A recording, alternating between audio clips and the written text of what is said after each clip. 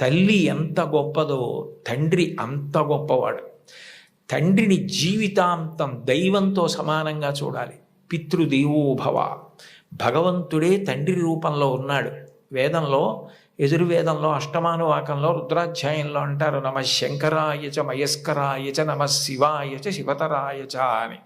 మన కంటికి కనపడని భగవంతుడు తండ్రి రూపంలో ఇంట్లో తిరుగుతున్నాడు. ఎప్పుడు బిడ్డ వృద్ధిలోకి రావాలని అహరహం కోరుకునేవాడు ఎవరైనా ఉంటే తండ్రి.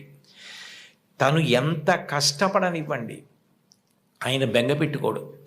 కానీ ఆయన కోరుకునేది ఒకటే, పుత్రాది చేత్ పరాజయం. తను ఎంత కీర్తి సంపాదించినా తనకన్నా కూడా కీర్తివంతుడు కొడుకై, ఈయనకన్నా ఈయన కొడుకు గొప్పవాడండి అనిపించుకొని కొడుకు చేతిలో ఓడిపోతాట తండ్రి ఆనందపడిపోతాట. అంటే తండ్రికి ఈ కొడుకు పట్ల ఎంత ప్రేమ ఉంటుందో చూడండి.